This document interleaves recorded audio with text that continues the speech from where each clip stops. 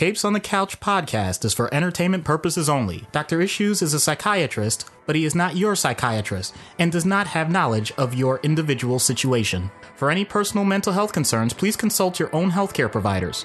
For medical emergencies, please call 911 or the designated number in your area immediately. Remember that you are not alone and help is out there.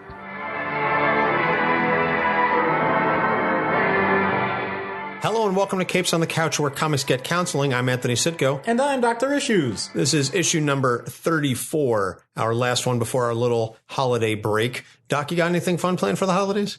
Well, I have a lot of birthdays in my family at the same time, so it basically means I'm dead broke. Same. My niece and nephew, both born in December. One a week before Christmas, a week and a half before Christmas, the other several days after Christmas. Plus, you know, right around the holidays is your daughter, so I have to get her a present. Your wife's birthday is right around there. Yep. It's my mom's birthday, my niece's birthday, my other niece's birthday, my cousin on my wife's side. My uncle was born on Christmas Eve. Oh, man. And then just, you know, the general Christmas holidays, and I have to get things for the child to be, you know. Yeah. And if anyone wants to point out, well, you know that this time of year happens every year, so you should just simply plan for it, please kindly shut up. Yes. Why don't you come and do my finances then, if you're so smart? So this is our 34th episode. And I think, given that this is the last one of the year, I think it's, you know, if we could take like a moment or two to just talk about what 2018 has meant for us. You know, we started this show as just two guys who loved comic books and wanted to find a way to destigmatize mental health. And I know I keep using that expression, but that is really why we wanted to do it. And we had the goal. It started off as, you know, way back when, as like a panel discussion at Comic-Con, and then we were going to do a book about it. Yep. And we may still do the book, but we were discussing on the way to and from a Tough Mudder that a podcast would be a good way for us to do that. And it has grown just by leaps and bounds in ways I never even imagined possible. And to think back, you know, at the beginning of the year when we started this with our first episode on Eddie Brock, and to see where we've grown and the characters and the breadth and the depth of things that we've discussed. And we just had our crossover with popcorn psychology. That's something that I was not sure was going to ever happen. And I know that 2019 is just going to continue to see massive growth for this show. And I don't even know where we're going to be in a year from now, but I know it's going to be amazing. And I could go on, but Doc, I'll let you talk about, you know, what your thoughts have been for the last 34 episodes. I'd like to say thank you to everyone that has been willing to listen to my voice. I hate the sound of my own voice. But having said that, Anthony has definitely given us a fantastic platform to work from, to, bottom line, try and have some fun along the way with helping people be comfortable with themselves. And I don't think that doing it any other way to start would have been as comfortable for me. I'm saying this as a person that, honestly, in my lifetime, I never thought I would do something like this. And I apologize if there's a quiver in my voice, because I am saying this with a bit of emotion, which once again is not expected, but the point still stands. Thank you once again.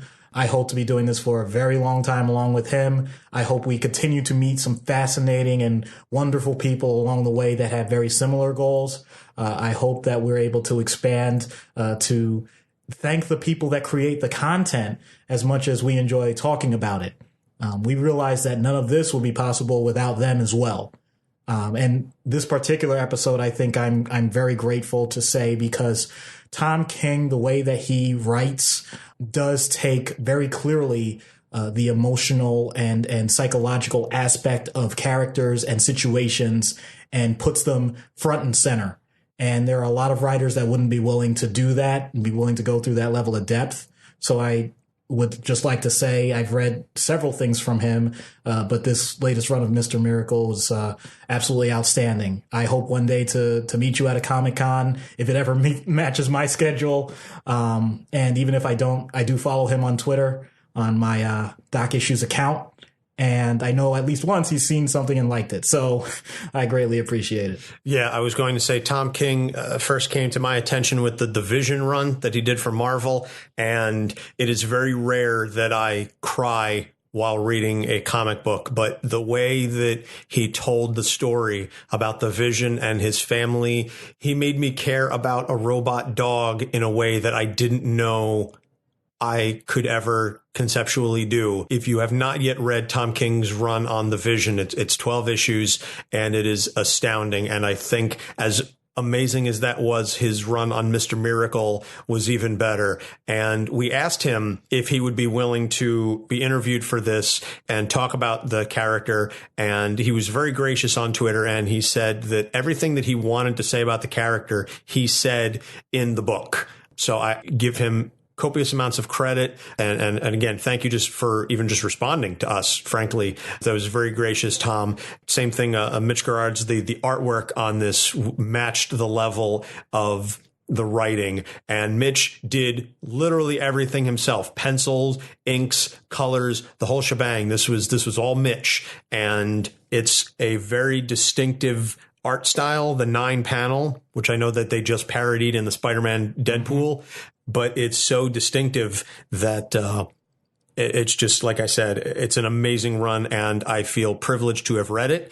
And this is the kind of thing that, you know, when people say like, oh, comics are for children, comics are for kids, etc., read Mr. Miracle and tell me that this is for children. It is absolutely not, by virtue of the fact that it's about superheroes and it's on, you know, it's in a comic book, does not necessarily infantilize the subject material. And Tom King elevated some of these discussions to a level and in ways that I did not envision were possible when we first started reading it. And I really don't want to make it seem like I'm going to spend this entire episode kissing Tom King's ass. Oh, I will. That's okay. It's all good. Tom King, you're awesome. I would have been total fanboyish, so it's probably best that you didn't come on the podcast at that given time. I'm willing to admit that, people. I really am. Okay. All right. Well, listen. And like I said, and when I say that, I don't mean that Tom King is not worthy of all of the praise. It's just, you know, I don't want this to turn into a Tom King love fest, right? Even though he's totally deserving of it. But just by again, talking about the character. So before we get into Mr. Miracle, I want to just mention, we started last week with the Considered and Conceited podcast, another podcast that I would like to give a shout out to. And one that the character we've discussed, and certainly I'll understand why I want to talk about this. It's Into the Night, Knight. It is a Moon Knight themed podcast, also run by Australians. So 2 weeks in a row, we're talking about Aussies. But listen, man, they love talking about podcasts, and they have amazing content. So Into the Night is an entirely Moon Knight themed podcast. It is run by Connor and Ray, and with some other folks in there as well. And the cool thing that I think about the show, the topics of the show are based around the different phases of the moon. So if it's a waning moon, if it's a new moon, if it's a full moon, they have topics that are suited towards each different phase of the moon. And when the episode is recorded or when it's released, whatever the phase is, that's what they'll discuss, whether it's a current run, whether it's an old run, whether it's, you know, something out of universe or et cetera, or tangentially related to Moon Knight. It's fascinating. They've done some interviews. They just interviewed Jason Burrows and Max Bemis of the recent run, and I know I've frankly crapped on Max Bemis quite a bit for his run on the book, but they interviewed him and it was kind of interesting. I'm still not, listening to the interview was fascinating. I won't say that it necessarily changes my opinion of the book, but it did change my opinion of Max. Okay. That's impressive. So I will say that I'm a big enough man to admit that.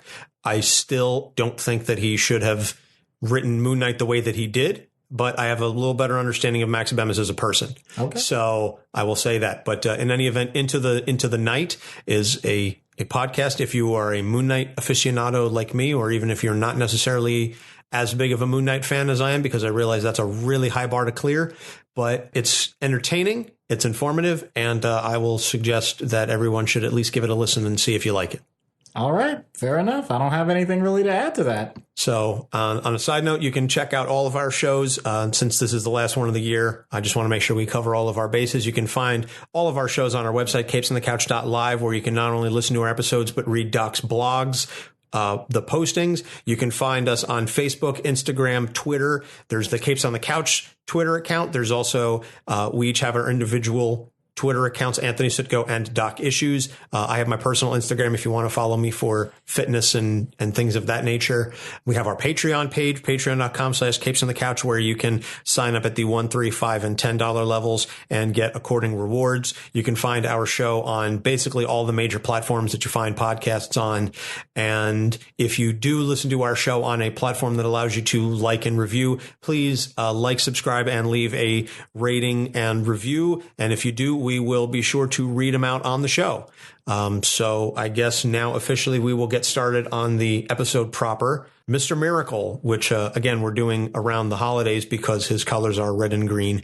And also because the Tom King issue just ended with issue number 12. So we might as well talk about it. Scott Free was created by Jack Kirby in Mr. Miracle number 1 of April 1971. This is when Kirby decided to leave Marvel and go over to DC, and he created the whole Fourth World, New Gods, Darkseid, Apokolips, New Genesis, Scott, Mr. Miracle, etc. All of those associated characters, all out of the mind and pen of Jack Kirby, who was just a phenomenal talent, certainly deserves all of the credit that he's been given for the numerous characters that he created and gave life to. So Scott Free, Mr. Miracle. I don't know that they've ever actually referenced his birth name. I'm not aware of it. It was mentioned in the Tom King run that Scott Free came from Granny Goodness because he was constantly escaping. And she said, you got away scot-free, scot-free. So I suppose in that sense, it makes sense, but I don't know of his actual birth name.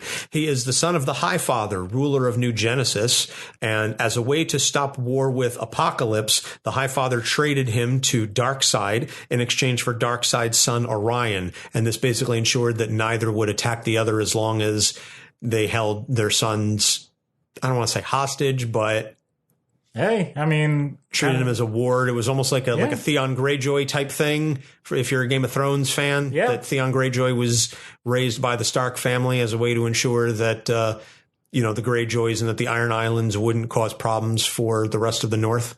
Yeah, that's the interesting living treaty, basically.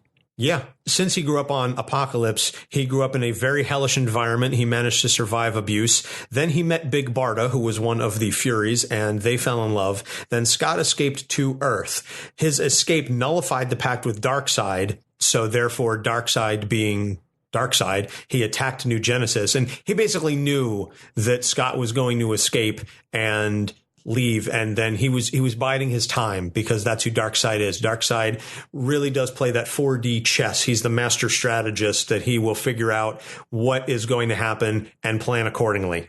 Yeah, he basically is the example of if you think you're playing a long game, he will outweight you. He has no issue with discipline in more ways than one. Exactly. He's got a lot of patience. When he came to Earth, Scott met an escape artist named Thaddeus Brown, who called himself Mr. Miracle. After Thaddeus was murdered, Scott took up the mantle and also his assistant Oberon as well. Then Barda came to Earth to be with Scott. They joined the Justice League, and when they weren't out saving the world, they kind of lived a quiet married life. Scott was portrayed at various times as sort of like a henpecked husband, but they really truly loved each other, and that was certainly evident throughout the various runs. Right, and I know you already mentioned it, that she was a Fury. We're not giving enough credit to the idea. Big Barda was an awesome fighter. She was a warrior, basically. And the fact that someone like Mr. Miracle, who also is an excellent fighter in his own right, but the point being, she was the one that often took the lead in battle. So for her to go from that to being a stay-at-home wife, it's the ultimate contrast, basically. So that's why when you see it in the comic panels and you see the way it's written, it's not deprecating. It really is like this enjoyable experience. So I want to make that clear, because sometimes when people just kind of jump in on these comic runs, they'll think like, oh my goodness, how can you put down a woman like that? No. That is not the tone of this in the slightest, at least not from the way I experienced it. No, nor I. Barda has always been treated with the utmost respect. She's incredibly powerful. She's frankly, I think, stronger than Scott. I think she's a little better. She's certainly a better fighter than Scott. Mm-hmm. And it's never really played for cheap laughs. So it is something that, it's treated with respect. In the Tom King run, which, like I said, just ended, Scott is basically caught between fighting in the war on Apokolips and helping Barda on Earth raise their son Jacob because she becomes pregnant. By the way, I loved issue 6. I know it's kind of a spoiler alert, but the way that they are breaking into the palace on Apokolips to face Orion, who has been, leading the troops, and because Orion had sentenced Scott to death. I'm not going to get into all the details on the run, but Orion had sentenced Scott to death and they refused to accept the execution. So they were going to break into basically the throne room and attack Orion to prevent Scott from being executed. And the entire time they're doing this, they are having a wonderfully benign discussion about all of the changes that Barda wants to make to the condo. And she's revealing, she wants to shrink this room. She wants to add on a bathroom. She wants to change another bedroom. She wants to do this, that, and the other. And it's eventually revealed that she wants to make all these changes because she's pregnant and they're going to need the space. So I hate I don't hate to use it. I use them frequently. The TV tropes, casual danger dialogue absolutely applies to this situation. They are fighting. They are killing their way through the troops. They are breaking down walls, and all the while saying, I think if we take this out, there's not going to be enough room for our stuff. Well, we need the room for the stuff? No, the problem is we have too much stuff, right, and we don't need the room for it. So if we get rid of the stuff, then we don't need the space for it. The juxtaposition of the danger that they're in and the discussion that they're having, that's played for absolute humor, and it's masterfully done by Tom King. So after Orion gets killed, not by Scott becomes the new Highfather, and he's the leader of New Genesis, and he ends up killing Darkseid to end the war, but not before almost turning over their son to Darkseid, who says, I will leave everyone alone if you give me custody of my grandson. Yeah, just everything about that situation and everything leading up to it points out that there are going to be times in life where you're making what you consider to be the ultimate decisions. And sometimes the best course of action is to do option C, none of the above. I have a different plan, and making sure that you are always thinking of alternatives instead of getting stuck in a situation. Also, this was the first time I was introduced to Funky Flashman, who is basically, it's Stan Lee, like 1970s era Stan Lee. He has all of Stan's catchphrases. And of course, reading this for the first time after Stan's passing, it just made it that much more heartfelt. But to read, hello, true believers, Excelsior, literally all of Stan's catchphrases are in here because he was originally created by Jack Kirby as a pastiche of Stan, who he didn't really have the best relationship with at the time. And then, to see that the growth and evolution of the character, and he becomes Jacob's babysitter. Yeah. It's just, like I said, it's highly entertaining. So again, not to kiss Tom King's ass that much, but he's done a masterful job in creating this environment and creating the story and these characters. So moving into the issues now, and Mr. Miracle has a number of issues, but it's the way that they're presented, I think, is again, based primarily on this Tom King run, is just wonderfully done. He has PTSD because he was abused for years on Apokolips, literally years. So he has a handle on it most of the time, but he can be triggered. And one of the key things that I'm going to talk about that really manifested itself in the comics is he's negotiating with Kullback, I think is his name. Yep. And they're negotiating the peace treaty between Apokolips and New Genesis. And the table that they're negotiating over is literally being held up by slaves of Apokolips. And Kullback is angry with the way negotiations are going. So he pulls one of the slaves out from underneath the table and bashes his head in, kills him right in front of Scott, and then basically says, aren't you going to mourn him? And Scott says, I was raised on Apokolips. Death ain't a thing for me. And then after that scene is over, he's curled up in a fetal position in front of Barda, chattering. He's freaking out because he couldn't show it at the time, but seeing someone just casually murdered in front of him like that was very traumatic for him. And the whole notion of the war and all this responsibility is weighing on him. And he really carries a very heavy burden throughout this entire run. Doc, the PTSD, how he handles it, and he's able to cope most of the time, but gets triggered. How realistic of a portrayal is that? That was well done.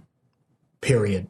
He had all of this happen initially when he was very young. He was raised this way, which means that he didn't have the ability at the time, even though he was, quote unquote, escaping so many times, he would always get caught until he was of the age and ability to finally give himself full agency to leave the situation, which means that not only did he experience trauma itself, he experienced everyone around him, because everyone that came in contact with this woman, Granny Goodness, had the same or very similar experiences, and he got to see that with those other people as well. So he gets his own trauma, he sees other people's trauma, then he's also in the situation where she is also his provider of everything. That's why the name Granny, think about it. Granny is the most unassuming name you could pick. You know, referring to grandmother, referring to the ultimate example of someone whose pure motivation is supposed to be an added benefit for the next generation. And she is destroying everything that he would know about that type of relationship.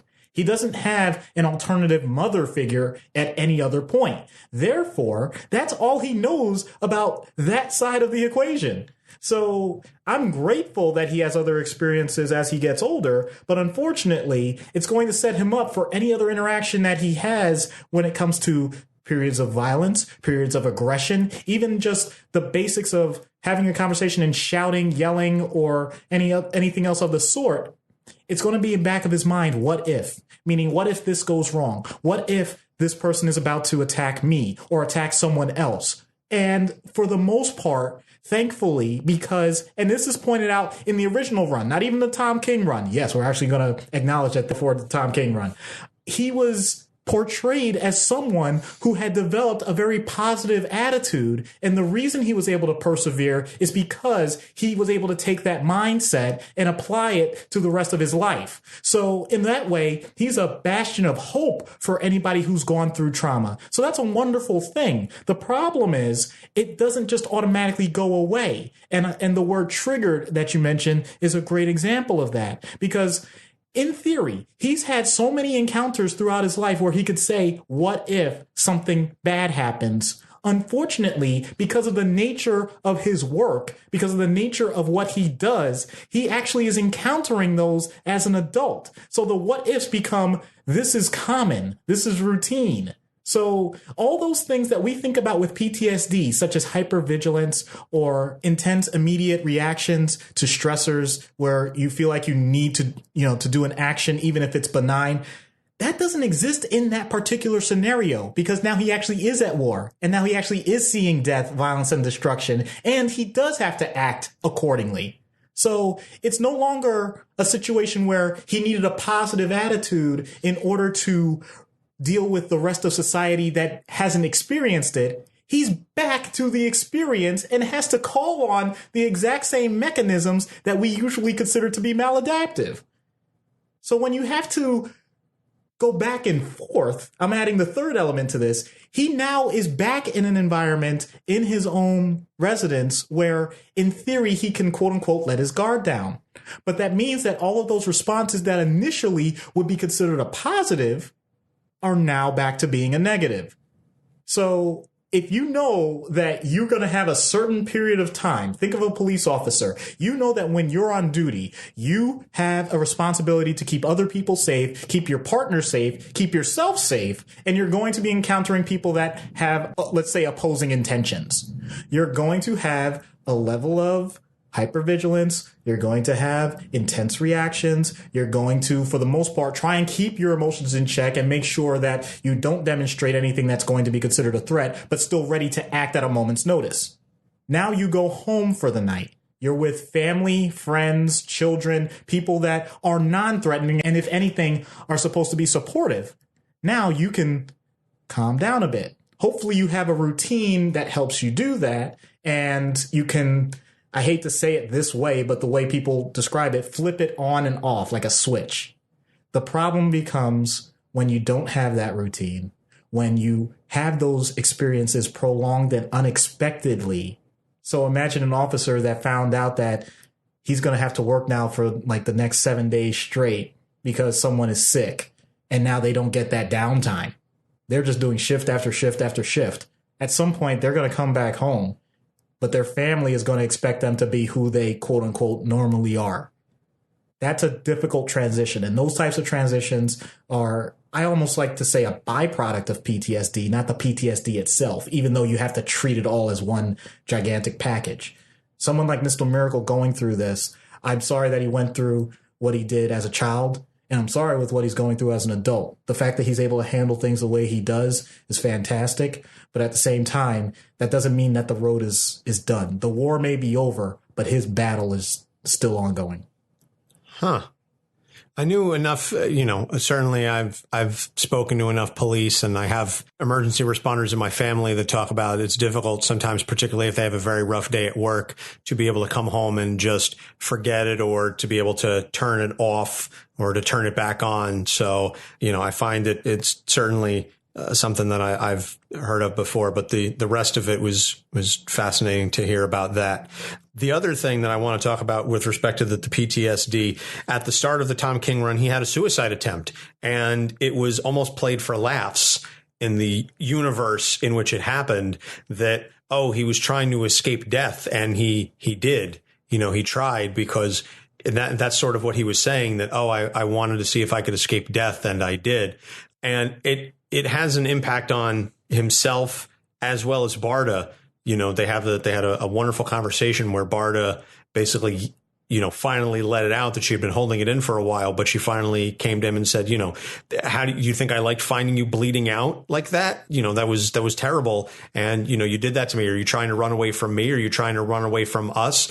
She took it very personally, which is a completely natural response to have to someone that you love, particularly your spouse, having a suicide attempt like that.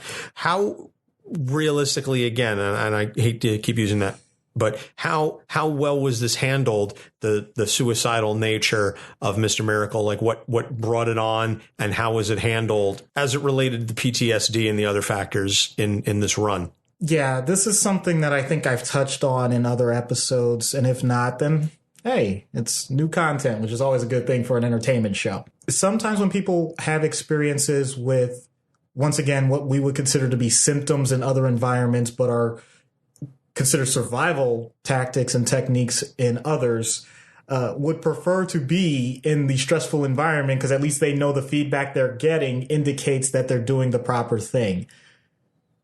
In this case, Mr. Miracle, Scott, seemed to be in this limbo. He didn't know exactly what he wanted to do with some of the changes that were happening in terms of his personal life, in terms of other things in his own history and background. And this may sound very strange, but for some people, having something else to focus on is better than having nothing. And that seemed to be where this was coming from. I don't know. I don't know if I would describe that as accurate or inaccurate, as much as it can be a possibility for why someone would act that way. And so from that standpoint, I'm not trying to justify or validate the idea that anyone should do anything to harm themselves or to end their life or anything of the sort. I'm staunchly against that. But I could understand the idea that if let's think about it this way. If a character like that has shown that they can get out of any situation, they can do anything that people have asked of them. In other words, they've accomplished the typical external goals that you would expect. They had their own expectations for what their life was going to be like, who they were going to be with. He's with Barda. That's what he wanted. He has what he needed at the moment. He's accomplished that. So at this point, he's checking off checkbox after checkbox after checkbox. And then what? So then that question just keeps coming up. And then what? what do you do next? What is left? When you feel contentment for too long, there is the chance that it goes beyond boredom. It goes to desperation.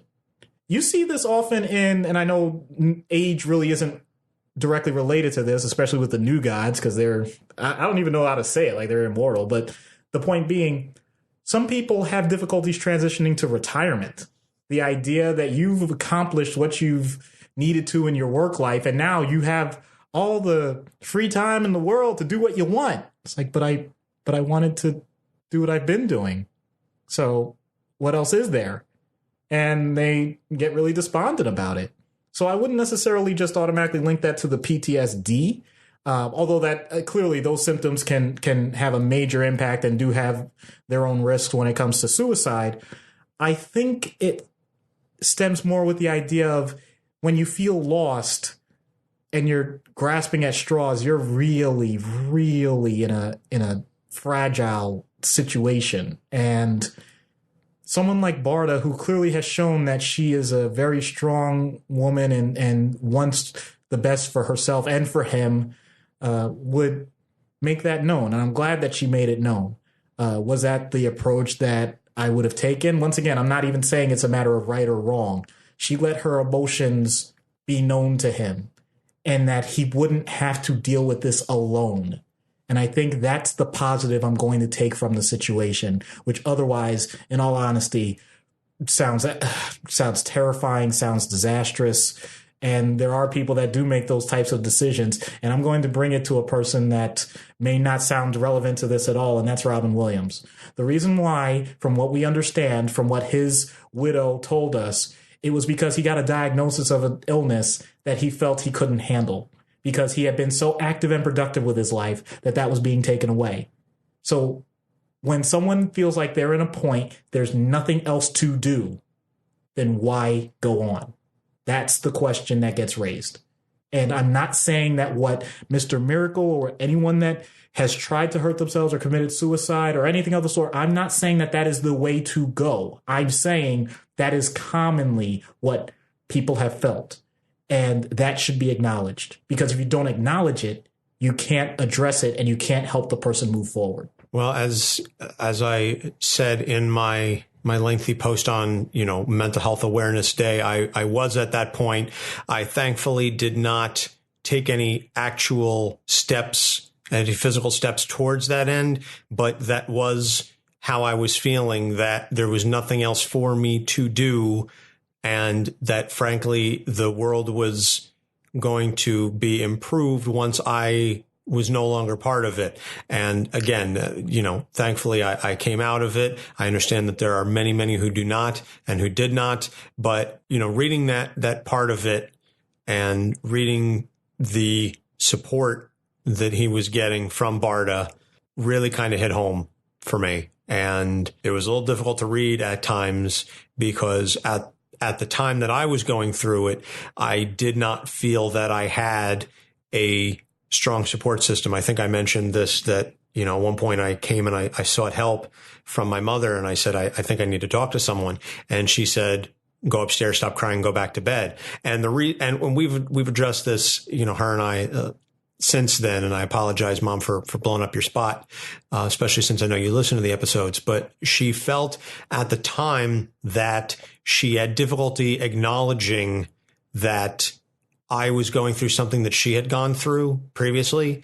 And so that my repeating her mistake forced her to relive it. And so she chose to just ignore it, or she wasn't going to really acknowledge it. And I understand now, with many, many years hindsight afterwards, I understand her logic, such as it was for that.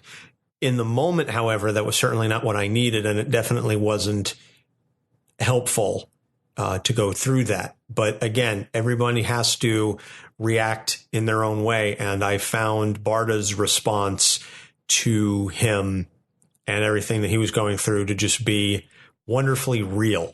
And again, I keep coming back to it, and I think that's just one of the things that made this run so fantastic, was the authenticity of it all, that even outside of the powers that Scott has and all of the fantastical situations that he was in, that they were in, they felt very much like real people, real authentic persons that you or I could interact with on the street and not know everything that they were going through, but just to interact with them. So that whole scenario with Scott's suicide attempt and Barda's response to it, and finally the cathartic release that she had over it, all while Jacob is on the swing. So, you know, they're still trying to parent and they're trying to do their level best to not have an impact on Jacob, but they're going through a lot of stuff and it comes through. So I just thought that moment was wonderfully done. Again, Tom and Mitch, all the hats to you. So that sort of wonderfully ties in with the next thing that we want to talk about. And it's not so much an issue per se,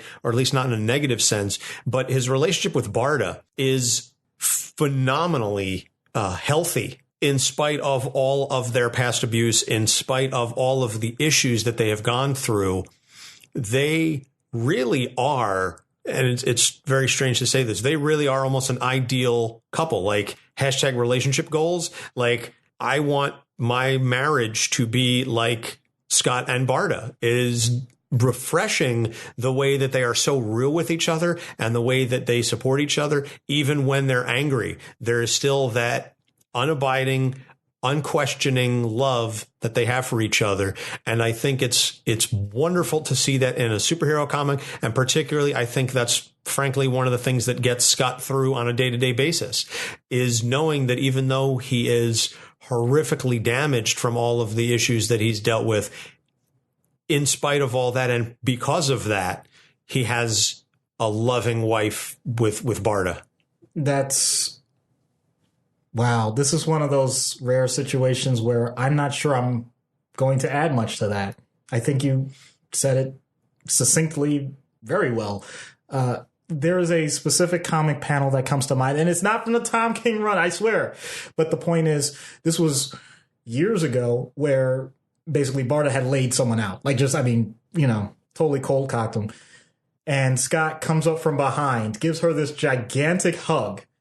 That's one panel. Then there's a beat, same panel. Then the third panel is, I love you. and it's taken out of context for a reason, because the whole point of it was just before that, they had a very casual conversation about how long are we going to do this? How are we going to keep fighting these people and still live, you know, completely individual, realistic, normal lives? Meanwhile, we have, you know, people like this, and that's when she had laid the other guy out, you know, trying to mess up everything we have. You know, do you really think I'm going to waste my childbearing? I think she even said the word childbearing, but I might be paraphrasing here. But basically, you know, some of her formative years just by fighting people. No, she wants to spend it loving him. And the fact that despite the things that are so stressful going on in other spheres of their life, that she would be willing to say that to him, and him recognizing in the moment. In other words, not waiting until the fighting was done, not waiting for quote unquote the romantic time or the right time, whatever that is, to actually just show that he loved her and appreciated her being able to say that to him, no matter the circumstances. That type of reciprocity is the type of love that people should aspire to, because it's very easy to get, and by the way, I am not absolving myself of this, and my wife, if she were here, would say the same thing. I'm not absolving myself of the fact that I need to do a better job of this myself. It's very easy to say, okay, on a person's birthday, say that you love them. On anniversaries, you say that you love them. On major events like Hallmark Appreciation Day and Money Grab Day. I'm sorry, I mean Valentine's Day. Or on holidays or whatever, you tell people around you that you love them. That's all well and good. And I'm not saying that's a negative. I'm saying go ahead and do that.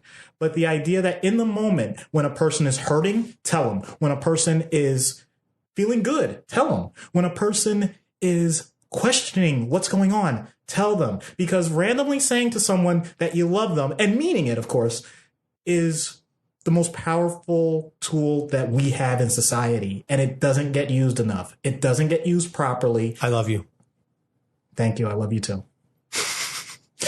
No, but I mean that sincerely. Yes, no, I know. That's my point. That's a great example of it, because I don't know up until this, and this is actually false. I know what you've been going through because you've told me, but the point being, we don't always know what's going on at any given time, and communication as a whole is still incredibly important. That's what they have, and that's something that we always preach. But just the basics of saying and reminding a person that they are loved, worthy of being loved, is more powerful than all the therapy techniques, of all of the physical exercises, of all of the philosophical and spiritual commentary that we do on a regular basis.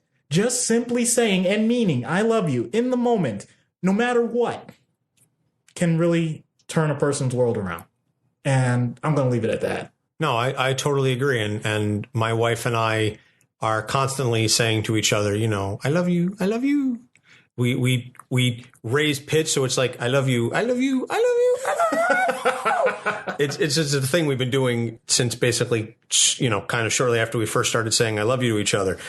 So we do mock it in that sense, but the sentiment is there, and there never is a day or a moment that goes by in which I'm not constantly reminded that my wife loves me for everything that I am and even everything that I'm not.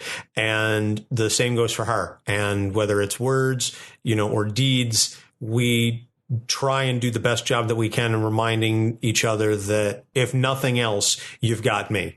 On the inside of our wedding bands is inscribed, I got you, because that's something that we've been saying to each other since the beginning, that even if you feel that you are down, even if you feel like you're not yourself and you've got problems, I got you, that I will carry you if you can't stand. Getting a little emotional.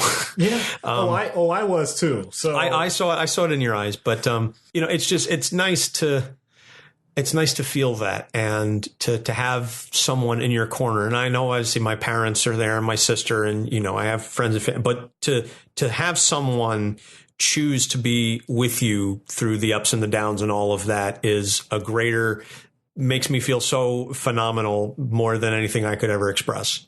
I'm actually going to do that. I'm going to, on this podcast, because it's going to be cool years from now when people randomly do this, I'm going to say, if there's someone either listening to this with you, or if there's someone not listening, I think it's better if they're not listening. If you have your headphones on or whatever, and they can't hear this, randomly go up safely. Okay. Don't scare them.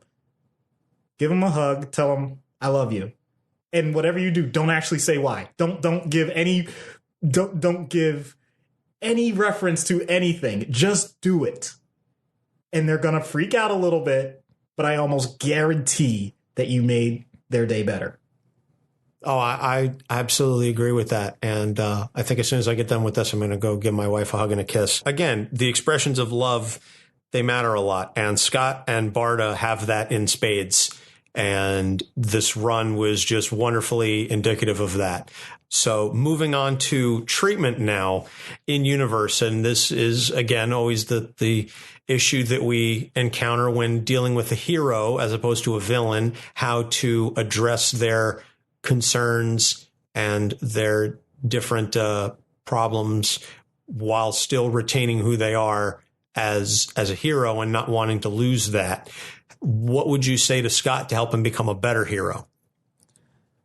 To be honest with you, I'm going to take, once again, a very unique approach. I'm not sure I would say anything. Something that we didn't mention during this, but is very common in the whole New Genesis and Apokolips society, and very important to Mr. Miracle's powers, is a mother box. We've mentioned this before. Think of an iPhone on steroids in terms of its capabilities. The thing is, even though they're technology boxes, they actually do have a connection with the being that they're associated with. And Mr. Miracle has shown on several occasions that he does very well with these things. What I would want to do is I would want to create, because we in the mental health field have noticed that there are certain apps that have become more popular for people to deal with their own emotional concerns and improve on them. I would really want to amp that up through a mother box. I would want to find a way, because they make a connection with the person using them, to really get into what his own feelings and reactions are to certain situations and try and modulate them with the assistance of that device. So while I'm talking to him about his trauma at a pace that he could tolerate, I could get the direct feedback, and so would he, about what it's doing to him and how he could adjust accordingly. So I think that would be a novel approach to it. And I do have some faith in this technology, because it literally saved so many people on, in so many comic book issues. And I know we referenced it with the Hank Henshaw episode.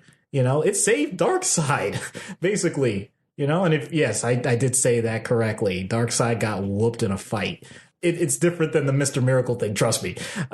So you can check that episode out. But yeah, I think that would be a novel way to do it, in addition to the typical therapy of dealing with PTSD. And if you want to know more about how to handle that, you can reference our Moon Knight episode. And I'm also going to give a random shout out to Popcorn Psychology, because they have on their show, their psychologists do an excellent job describing the typical therapies for PTSD. I don't want to just rehash this over and over again, mainly because, we've done it so many times.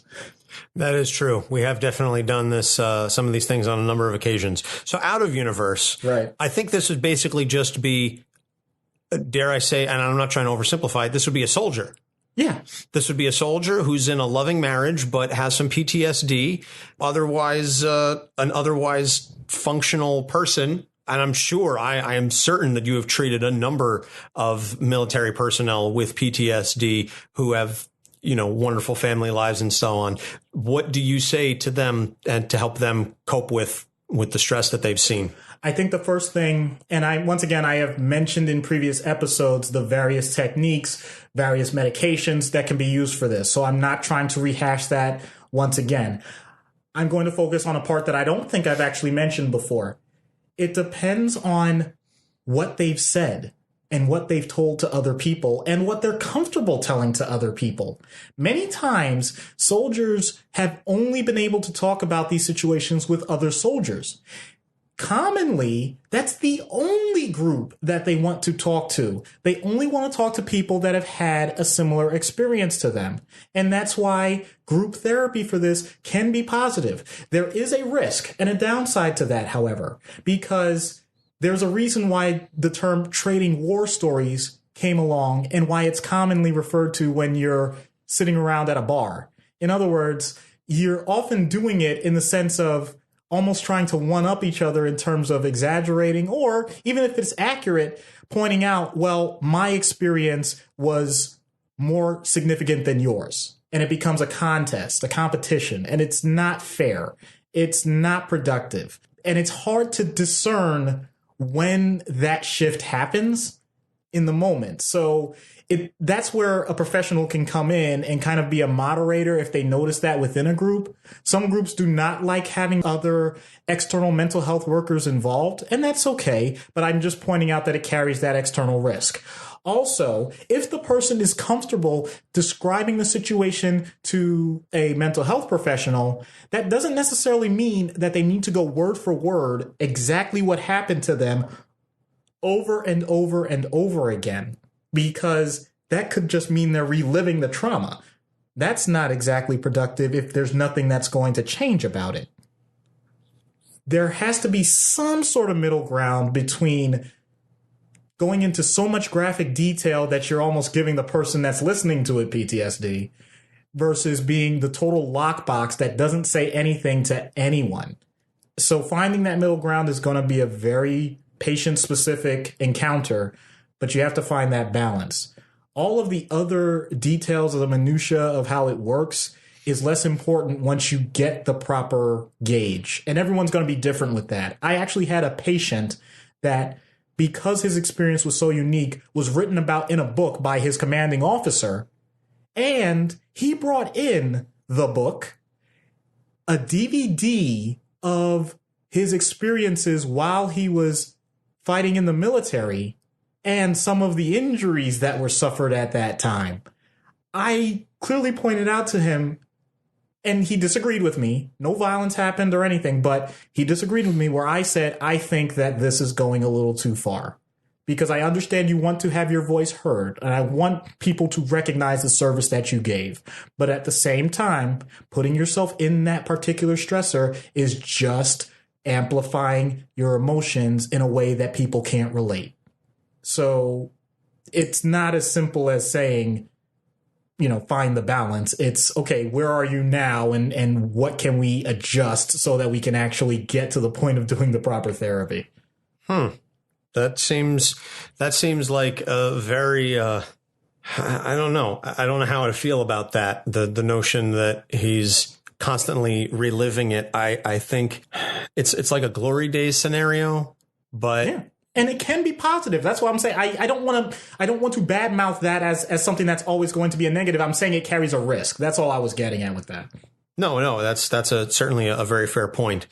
Well, I don't think that Scott is necessarily to that extent with these things, but by virtue of the fact that he does feel the need to be the hero and to keep going back to Apokolips and to fighting alongside, he never gets that break and that freedom. So he's constantly reliving that trauma. So that's something that, and having that continual support system of Barda is wonderful for him. And thankfully he has her and she has him so they can lean on each other together. So let's see what happens when we get Scott free, Mr. Miracle, on Dr. Issues' couch. Hello, Scott. I'm Dr. Issues. Hi, Doc. Wow, you seem quite cheery under the circumstances. I mean, I do my best. Before I forget, can you close that door? It's already closed. Locked, I mean? I'd rather not. Don't worry, Doc. I'm not going to hurt you. It's for me. All right. But if things don't go well, I'll unlock it for both of our safety. Are you sure we're alone? Yeah. Oh, okay. Cool. Let me just do this, okay? Yes, I'm not recording you. This is all confidential. I don't have any added cameras. Any phone calls that I get are pure coincidence. I've told no one else that you're here. You knew I had all of these questions? How? What are your tricks? No tricks, Scott, okay? Look, I can tell you're hypervigilant, okay? You've never truly felt safe, right? I'm trying my best to diffuse that. Wow. I'd like to say that helps, but I feel that's kind of missing the mark. What do you mean? I have people that care about me. I have amazing abilities, immense physical skill, a sharp mind. I know how to use all of it. I don't want to dull those things. I need to stay keen in this worlds. Oh, you mean Apokolips and New Genesis? Bingo. I see. All right, I know this may be difficult to talk about. Are you kidding me? I'm the poster boy of keeping a positive attitude. I'm actually I feel I'm well adjusted, Doc. I put my energy into my craft and my relationships, so please don't label a sickness to that. I apologize. I didn't mean to imply that you haven't done well. Okay. I was too forward with that. Let me change course. Yeah, I'll put you in position. Okay, tell me anything that bothers you. No assumptions. Sleep. Oh, well, that is a common problem. How many hours do you get? Oh, plenty. It's not insomnia. It's irrelevance. Huh? I can literally get out of traps in my sleep. I can do that because my brain doesn't shut down. It's assessing the next threat. It reminds me of, are you sure we're not being watched right now? Yes, Scott, I have a secure office. You're not the first hero I've spoken to who needs to be safe. I've taken all the necessary precautions. Okay. All right. At least you understand. Barda doesn't always get it. I mean, I love her, but she misses it sometimes, which is funny because you think she'd get it more than anyone. I think she just kind of gets focused on Jacob, though. Well, I mean, can you blame her? That's mother's instinct. I'm sorry. Just aside from Barda, I don't exactly have much to go on in that respect. So humor me, Doc. Is it really that natural? I mean, are you worried that she's doing something harmful? No, just that I don't want to spoil the kid. I mean, clearly I don't want him to go through what I went through, but where's the line? Oh, I see what you're getting at. There are different parenting types, and unfortunately you happen to have gone through authoritarian, which is the harshest kind. But what you're describing that you want for Jacob is authoritative. You know, this is an excellent frame that's been shown to give the best chance for him to have a well-adjusted life. Oh, that's a really... Chance? Why would we leave anything up to chance? I can see traps before they even happen. Do you really think I would let anything just slip past me? See, that's just it. What you just described leans back towards trying to control everything even before they happen. That's authoritarian. Are you comparing me to Granny Goodness? No. This is broader than that, okay? I'm saying that on spectrums, there's going to be some flexibility. And you're an escape artist. Certainly, you can appreciate the ability to come at a problem from different angles. And, unexpected things do happen. Yes, Doc, but my whole plan as an escape artist is to avoid the unexpected, because that's when things go wrong. And for any parent, one of the most difficult achievements is allowing your child to develop their own tools. That way, they can get through things, but it's going to be a little different from their parents. So you're saying I don't have to equip him with a mother box just yet? I'm not laughing at you, but no. Quite frankly, that would be the most extreme version of helicopter parenting I've ever seen or heard of. Plus, I imagine it would keep you focused on him 24/7 to the point where we make your sleep situation 10 times worse. Okay, think of it this way. Do you want him to be an exact copy of you and Barda? No, you're right. Well, this is a lot to take in, Doc, but I appreciate the assistance. Oh, no problem, man. I'm here anytime. I'm always willing to help. Thanks, Doc. Wait, it was how does he do it? So you need to rethink your security system? I don't think I'm going to have to worry about anyone having his abilities, so I think we're still good. All right. Because it just seemed like he just got out of there really, really easily. Well, I switched the lock again, so... I don't think that's going to stop him, though. No, not at all. But, at least he didn't break the lock. That's true, and there was no property damage, so, yeah. Actually, maybe I should consult him to improve the system itself, because then I know no one else will be able to get out, but then that might be bad for me, because then how would I get out? Well, the Hulk could always just smash through and give you a new door again. Jessica Jones did that too. And then the Joker barged in and, I'm just going to keep things the way they are. Probably safe. Certainly cheaper. So that's going to wrap it up for our last issue of 2018. So again, before we sign off, I just want to thank everyone who's listened to us for the last 34 episodes, who supported us, whether it's via Facebook, Twitter, Instagram. I want to thank all of our fantastic patrons who have made this show possible and supported it from the very beginning. Brian, my mom, Matt, Ray, Robbie, and Steve. Thank you, all of you, for your support financially, as well as just spiritual and emotional, and spreading the word of the show. We certainly appreciate all of you. And then the rest of our listeners and friends, Popcorn Psychology, Considered and Conceited, Marvel Mythos, Wrestle Special, all of the podcasts that have shown us love over the last year and spread our words. Thank you so much. Thank you to all the creators who have worked on the comics and the characters that we have done over the past year. That one would take just an hour to rattle off all of their names. So thank you to all of the creators and the people working behind the scenes to make those comics happen. Thank you to Libsyn for hosting us and giving us a platform to spread these words. Thank you to my wife for letting me take time out of my weekends that could otherwise be spent with her to let Doc come over and record, and then understanding that even after he leaves, I still have to edit the show and take time out of that on weekends and weeknights. So many thank yous to my wife for her support. Yeah, thank you to my wife and to my family for understanding that despite working a full-time job, which is more than a full-time job because of the call schedule, which is getting better, they are willing to allow me to spend time here doing this as well, because I'd like to think that I'm also accomplishing something positive for the rest of the world through this, and being incredibly understanding and supportive of all of this. Thank you to my family for allowing me to be where I am today. Thank you so much to everyone that's listening to this. Thank you to the coworkers, you know who you are, that have supported me from the very beginning. Anytime I mention this, you didn't immediately laugh in my face. Thank you to everyone that has interacted with me. I've said this on Facebook, but I'm going to say it again. I'm thankful for everyone that I've interacted with in my life, because either I enjoyed it or I learned something, and hopefully it was both. This is something that we hope is going to continue for quite a while, and we hope to just continue to grow and learn in multiple different ways, and I can't imagine that I wouldn't have been able to do this without the support of so many. So I hope to hear more from you guys, and we have our ways of being contacted. So please don't hesitate. Let us know, because that feedback is our fuel.